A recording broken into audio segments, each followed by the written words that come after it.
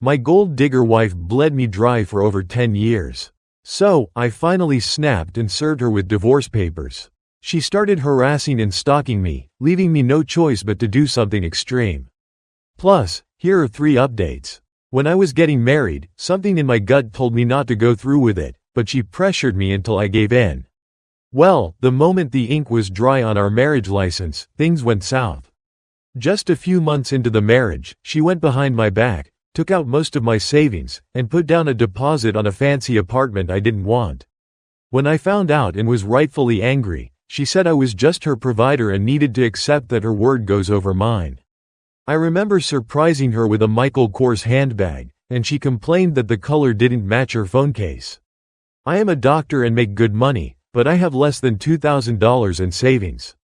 We don't have intimacy anymore, nor do we laugh. We don't talk about anything but money.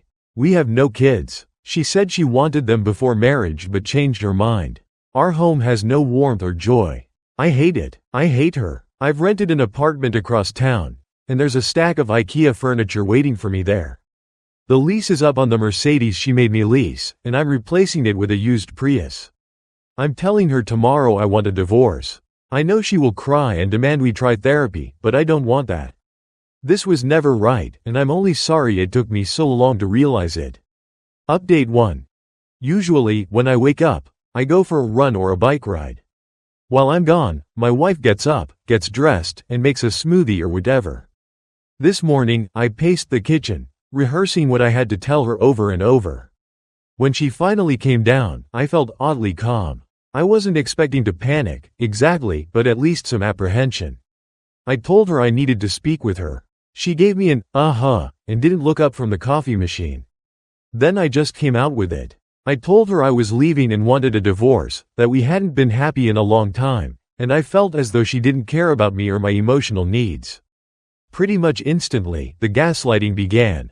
She cried that I never get her flowers anymore, that I don't do enough to support her, that I don't care if she's happy. I brought up the fact that I suggested therapy over a year ago, and she agreed but then made excuse after excuse not to go. I brought up the times she completely ignored the budget we worked on. I told her how it made me feel when she dismissed me when I tried to tell her how I was feeling. The crying escalated, along with her begging for a chance to make things right, to go to therapy, and promising she would be better. It went exactly as I thought it would, and I felt absolutely nothing. I don't care anymore. Whatever I once felt for her is just dead and gone. She might as well have been a second cousin sobbing about her marriage for all the connection I felt to it. Eventually, I just got fed up and walked out. She has been blowing up my phone with calls and texts, ranging from angry to begging to threatening. By the end of the day, I spoke briefly to my mother and calmly explained that I was sorry she didn't hear it from me first, but my wife was sucking me dry financially and emotionally, and I couldn't do it anymore. Surprisingly, she was supportive. I'm currently in my new apartment. I unrolled the mattress in a box and went to Walmart for sheets. I ate Thai takeout for dinner at the kitchen counter and watched a bit of Netflix on my computer. I have everything I need for the next few days. My wife is getting served tomorrow. I keep expecting the sadness to set in, but it hasn't. I feel like a weight has been lifted off my shoulders, and suddenly my future is full of possibilities. I'm going to travel. I'm going to try new restaurants. I'm going to take a job that actually makes me happy and proud, instead of just making me rich. Much to the internet's chagrin, I will ask out the barista who keeps hitting on me, because despite unpopular opinion, she is both age appropriate, it's her family's business, and I do have the interpersonal skills to recognize the difference between customer service and an actual connection. Cheers, everyone. I'm going to have a beer and take a walk around my new neighborhood. Update 2. I woke up in my new apartment and felt like I had more room to breathe. The sun was shining through the window, and I didn't feel that familiar dread that I used to. I got dressed, just jeans and a t-shirt, and decided to go to that little cafe around the corner, the one with the wooden tables outside and the big glass windows. I thought it would be nice to have breakfast there, and maybe see if the barista was working. When I walked in, the smell of fresh coffee hit me. It was warm and comforting. I saw the barista right away. Her name tag said, Amy, and she smiled at me like she always did. I stood in line, ordered my muffin and coffee, and sat down to eat. A few minutes later, I heard a familiar voice. I turned around, and there she was, my wife. She looked furious. Her eyes were red, like she'd been crying all night, and her hair was messy. People in the cafe were staring at her. My heart sank. This was going to be bad. "There you are," she yelled, marching right up to me. "I've been looking for you everywhere, Amanda. What are you doing here?" I asked, trying to keep my voice calm. I noticed Amy, the barista, glance over. Her smile faded as she handed a drink to another customer. "What am I doing here?" she shouted. "I should be asking you that. You left me, and now you're just out here getting coffee like nothing happened?" People were definitely staring now. I felt embarrassed and angry at the same time. I didn't want to do this here, not in front of everyone, and especially not in front of Amy. "Amanda, I'm just getting a coffee," I said, trying to keep my voice low. "Can we talk about this later?" "No, we can't talk about this later," she yelled, her voice growing even louder.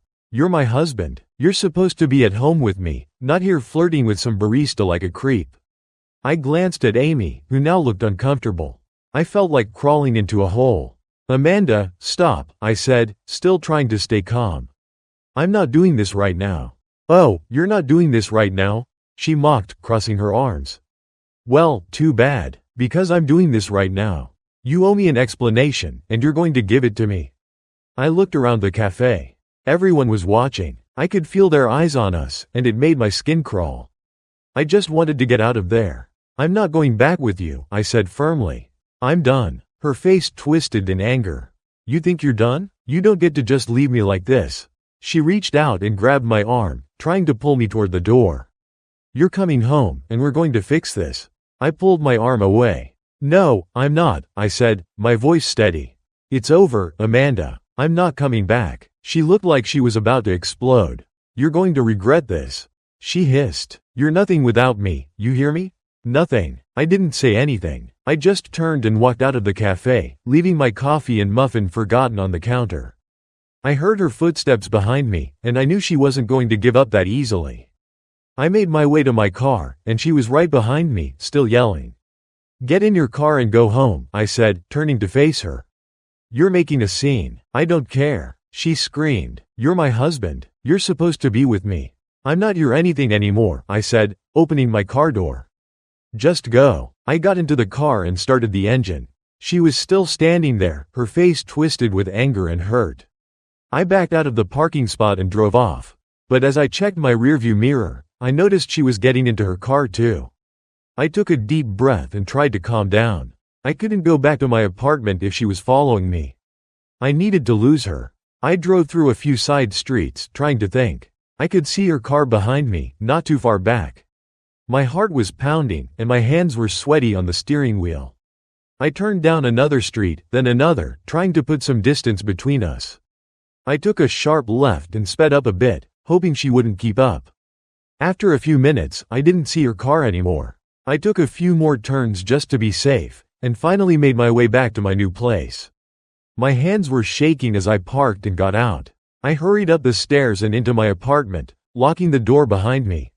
I stood there for a minute, catching my breath. I felt drained. This was only the beginning, I knew that. But I also knew I couldn't go back, not now, not ever. I took a deep breath and tried to calm myself down. I didn't feel guilty. I didn't feel sad. I just felt relieved. I was free. Update 3. After I managed to lose her that day, I thought maybe, just maybe, she would give up and let things go. I was wrong. It didn't take long for her to figure out where I was living. I'm not sure how she did it. Maybe she followed me one day without me noticing, or maybe she asked around.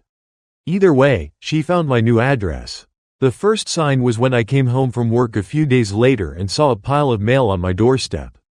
There were bills and a few random advertisements, but the odd thing was that they were all addressed to Amanda McCoy. She had forwarded her mail to my new place. At first, I thought it was a mistake, maybe some kind of mix-up at the post office. I called her to ask why her mail was showing up at my place. She laughed. "Oh, I just thought it would be easier for you to pay my bills if they were delivered straight to you," she said, her voice dripping with sarcasm. I hung up and blocked her number. I threw her mail away, but it kept coming. She was making it clear she knew where I lived. Then, one night, I came home and found her sitting on the steps outside my building. I tried to ignore her and walk past, but she stood up, blocking my way. "You think you can just leave me?" she said, her voice low and cold as she blocked my way. "You think you can just move on like I don't exist? I'm not doing this, Amanda. Go home," I said, trying to stay calm. "This is my home," she snapped. "I'm your wife. You don't get to run away from me." I pushed past her, but she started screaming, calling me every name in the book. Neighbors peeked out of their windows, and I could feel their eyes on us. She was making a scene again, just like at the cafe. I rushed inside and locked the door, my hands trembling. She pounded on the door for what felt like hours, shouting that I owed her, that I had ruined her life. I called the police, but by the time they arrived, she was gone. They suggested I get a restraining order, but I wasn't sure if I was ready for that step. I just hoped she would calm down. When the divorce proceedings began, things got even worse. She was vile, and I saw a side of her I never thought possible. We agreed to try handling everything through mediation, but every meeting turned into a shouting match. She showed up late, looking disheveled and angry. She interrupted me, called me names, and accused me of abuse, cheating, every horrible thing you could imagine. During one particularly nasty meeting, she leaned over the table and said, loud enough for everyone to hear, "You know, I've been thinking a lot about that vacation we took to Mexico. Do you remember that night when you got drunk and hit me?" I was stunned. I had never laid a hand on her. "What the hell are you talking about, Amanda?" I asked, my voice shaking. "Oh, you don't remember? How convenient," she said, turning to the mediator with a sweet smile. "He has a history of violence. I'm just saying, I don't feel safe." The mediator looked uncomfortable, and I felt like I was trapped in a nightmare. She was outright lying, and there was nothing I could do to prove otherwise. That's when I knew she was going to drag this out and make it as painful as possible. It wasn't about money or the apartment, it was about control. She couldn't stand that I had taken any of it back. The worst part was when she started showing up at my job. I work at a hospital, and she would come in, pretending to be a patient, making a scene in the waiting room until security had to escort her out. She even called my boss, telling him I was mentally unstable, that I was abusing drugs, that I was a danger to my patients. None of it was true, but it was humiliating. I could tell people were starting to talk. One day, my boss called me in. He was kind about it, but he said I needed to get things under control. He was right. The final straw came after the divorce was finalized. I thought things would calm down once the papers were signed, but I was wrong again. One night, I came home late and found her car parked outside my building. She was just sitting there, staring up at my window. I tried to ignore it, went inside, and shut the blinds. But it kept happening. Every night, she'd be there, just sitting in her car, watching. Then one night, I came home, and she wasn't in her car. I felt a weird sense of relief. Maybe she had finally given up. But when I opened my door, I found her sitting on my couch. I froze. My heart was pounding in my chest. "What are you doing here?" I demanded. She stood up, a slow, eerie smile spreading across her face. "I still have a key, remember? I had forgotten to change the locks." Stupid. I backed up toward the door, ready to call the police. "Get out," I said, trying to sound firm. She just laughed. "Oh, come on. You don't mean that. We're meant to be together, you know that. You can't just run away from me." "I'm serious, Amanda. Get out, or I'm calling the cops." She shrugged, then walked past me, her shoulder brushing mine as she headed for the door. "Fine, I'll go. But this isn't over. Not by a long shot." I watched her leave, my hands shaking. That night, I called a locksmith and had the locks changed. The next morning, I went to the courthouse and filed for a restraining order. I couldn't take it anymore. I couldn't live my life looking over my shoulder, waiting for her to show up and ruin everything again. The process was long and draining. I had to document everything, every phone call, every visit, every time she showed up at my job. When we finally went to court, she sat there acting like the victim, crying and saying she just wanted to work things out. But the judge saw through it. The restraining order was granted, and she was barred from coming near me, my home, or my work. I thought that would be the end of it, but even now, I still see her car sometimes, parked down the street from my building or outside my office. She's careful not to get too close, not to break the restraining order, but I know she's still watching. Waiting. It's a constant, nagging presence in the back of my mind, and I hate it. I hate that she still has this hold on me, even after everything. But I'm trying to move on. I've started going out again, seeing friends, trying to rebuild my life. It's not easy. Some days, it feels like I'm just going through the motions. But I'm free. And that's something I just have to keep reminding myself of. I'm free.